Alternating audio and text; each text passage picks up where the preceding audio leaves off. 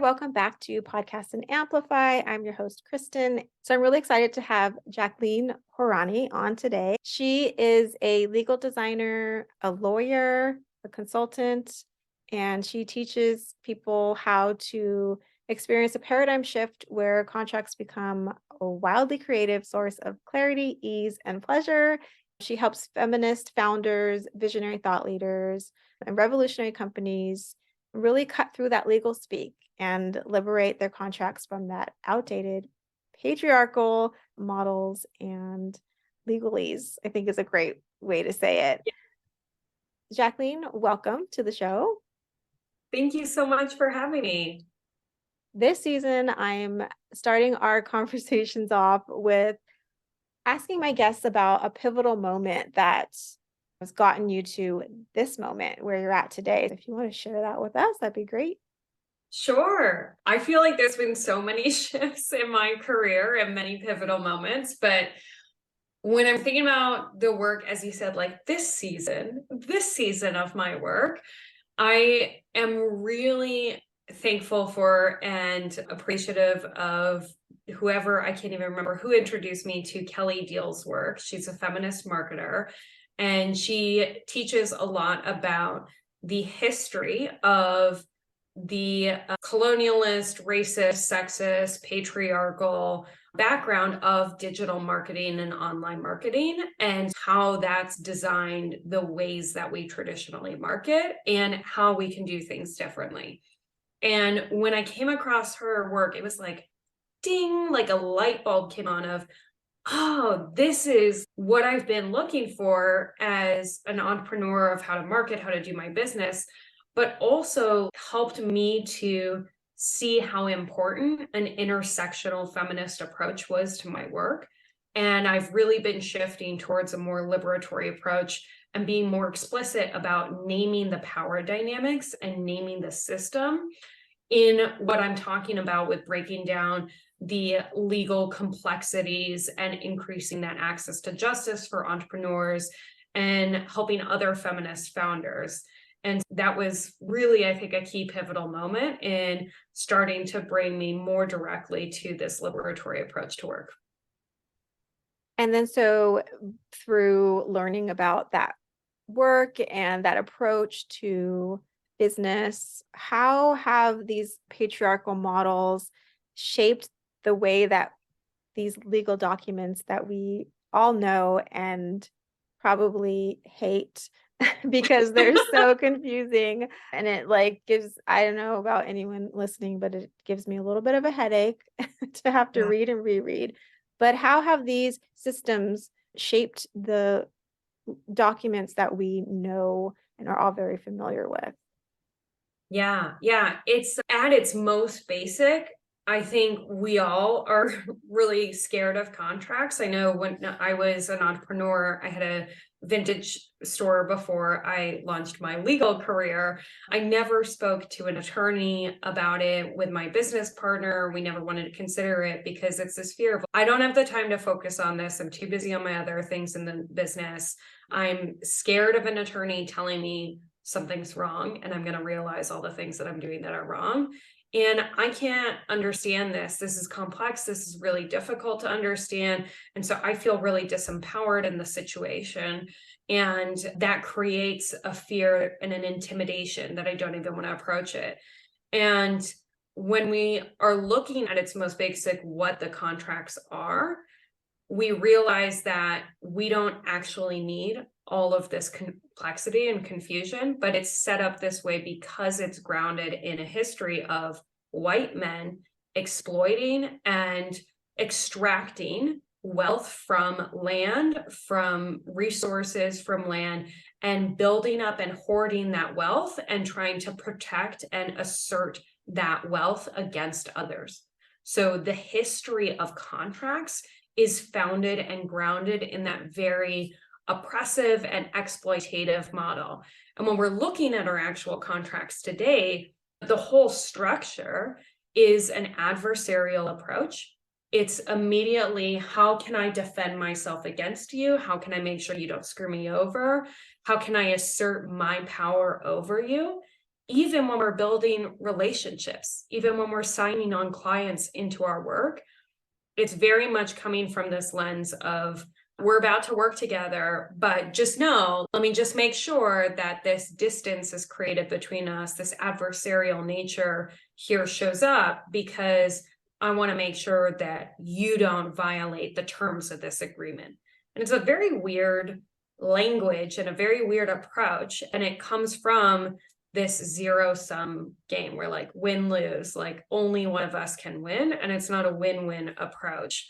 So from the actual like lens and setup to the actual language that's being used in a contract, it's confusing legal jargon. It's meant to keep the power and the information with the elite, with the lawyers, saying you need to pay somebody to help interpret this. You cannot do this on your own.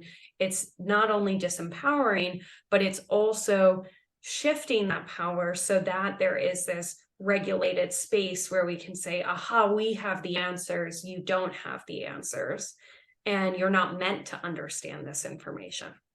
Yeah, and it creates so many barriers to access. And you're making me think, you're going into business with someone and the setup is, yes, I'd like to do business with you. Don't screw me over. That's a weird dynamic to set up at the beginning of any relationship. And it's something that, though, I think we've accepted, and that's the norm, and it's, oh, that's just what you do. But I love how you're questioning that and helping us to look at things a little bit differently. So how big of an impact does making these legal documents, contracts more accessible and creating that equity when it comes to doing business and giving people more access and more power? Yeah.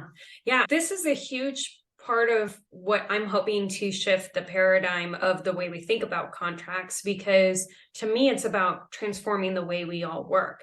It is not this isolated thing that exists over here separate from the rest of your business. You know you need to have these, or you want to make sure you get legally valid, and that's kind of it. But otherwise, it sits in the drawer. It's not used. It's not functional, other than just making sure you check the box or get the signature or whatever. And instead, I want us to understand that the way that we do business, all of the components, the pieces of our business, are influenced by and reflect what is in our contracts. So when we are not clear on what our offers are, what our expectations are of the client, of communicating what we are and are not providing, of how the process is going to go, of who we are and what's important to us, of how we're going to move through change and uncertainty and conflict, all of these pieces show up in our business. And when we don't have contracts that reflects that, we are disempowering ourselves, because it's a lot more difficult to express to a client or potential client what's going on, or to follow up on anything with a contract. For example, many people have signed contracts, and the signed contract says something needs to happen, but they're afraid to assert it. They're afraid to bring it up because it's not in their voice. It's not in their language. It sounds really scary. They're afraid to ruin the relationship with their client. And so my work is about, how do we shift this approach to contracting where it can become that wildly creative source of ease, clarity, pleasure, joy, connection with your clients. Your business is about your clients. It's about the success of that trust, that relationship, and making it so you can flow through things really smoothly and easily. And when we're thinking about having a more equitable approach to business, almost all of my clients are values-based, mission-driven, feminist founders, people who are interested in doing business for doing good in the world and changing the way things are done in their particular sector.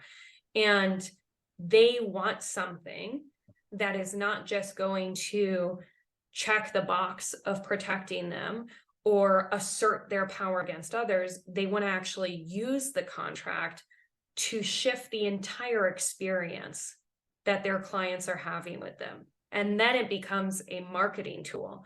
It becomes something that showcases how incredible you are in your work, how unique, what a different feeling you're giving people, instead of that cringe moment where you're afraid to show your clients your contracts, or that moment of defensiveness or fear of confusion that your clients feel when they're like, I just had this great session with you, and now you sent me this contract to sign up, and it's really aggressive and adversarial and doesn't sound like the person I just talked to.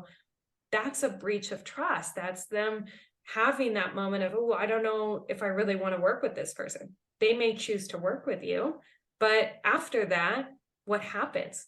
How excited are they to move through a moment of conflict or change? Or are they going to be immediately apprehensive and defensive?